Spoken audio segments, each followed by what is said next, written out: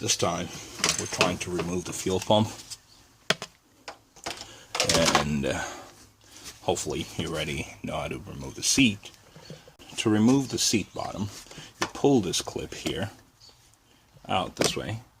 You can see it release, right? While pulling the seat bottom up.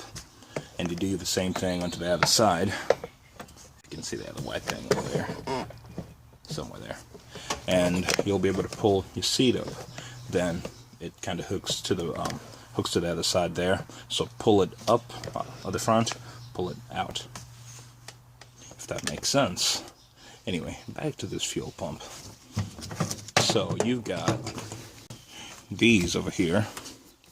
Alright, these clips need to be turned clockwise, it says actually, to release the connection. You can do it kind of clockwise, honestly, but I'd rather. Nope, I lied. You have to do it clockwise. Look at that. Let's try this one. Maybe I won't put a shadow over it. Here you go. This one. Turn it clockwise. There you go. Turned it 90 degrees, and now you can pull this up. You could try messing with those, but I just use pliers. 90 degrees. That way you don't strip anything.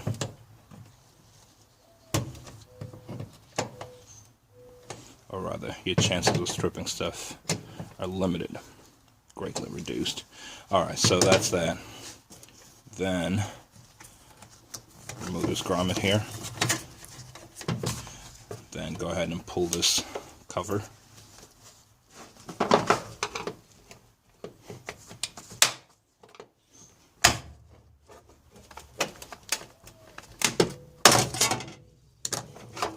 Of course, be gentle. Okay, if you look at this, there's a plug here. Push the clip in and pull the plug towards the front of the vehicle. There you go. And I've been labeling everything I remove from here. This one is slightly different from the other side. The other side has a larger plug and whatnot.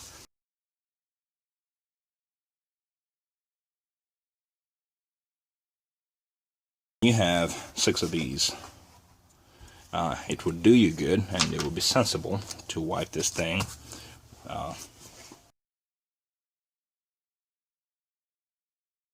These over here are 8mm, but the problem is you can't really get a socket in there, right? You have these, which you can access easily, right?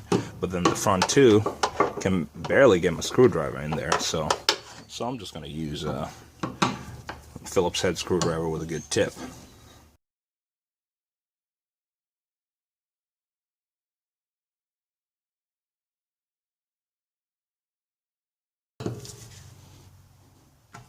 Uh-oh.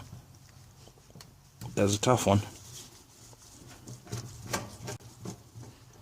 Whatever you do, don't strip these. So, if you can see the bottom of them, they have some sort of washer here. I see a lock washer and a regular washer. And maybe some plastic, because something keeps breaking in there. So go ahead and remove this plate.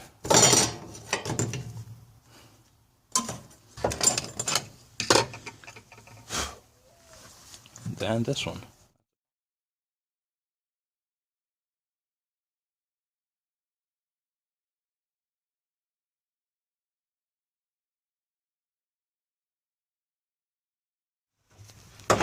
So I'm siphoning gas out of this gas tank.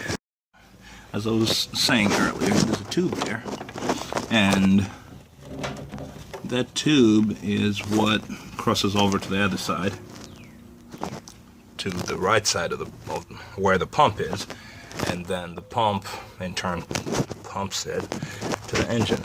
So I'm gonna make sure my siphon's still working.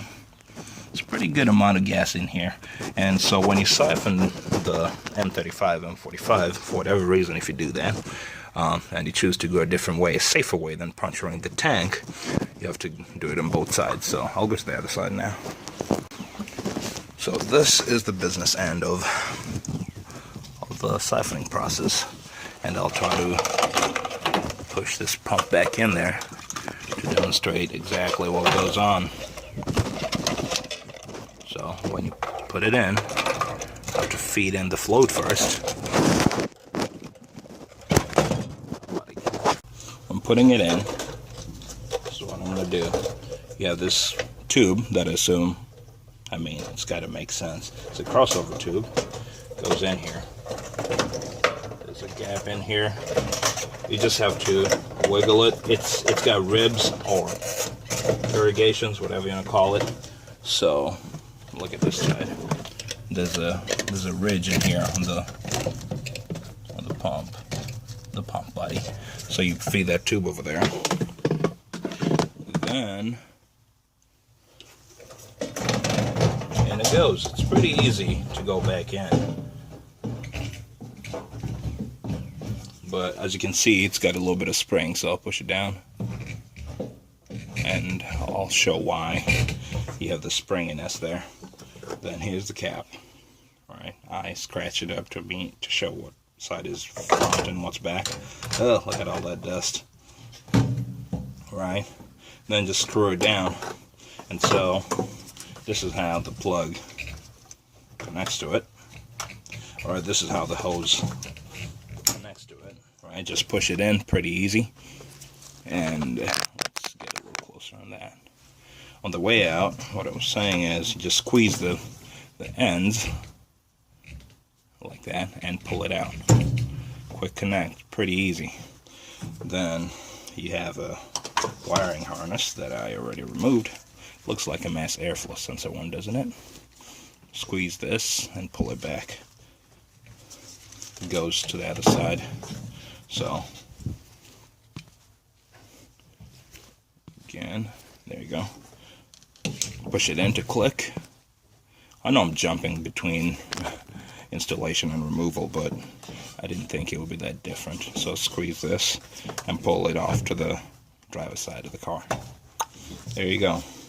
Pretty easy. Removal is a little tricky. So here we go. Fish that out. And it's getting caught already. You have to keep pushing the crossover tube because it gets caught on the lip. There you go. Then once it's out, swing it out that way and remove the float. There you go. And the damn thing's wet. This is why it was a little springy. And look, I think my siphon's doing its job now. It's almost done.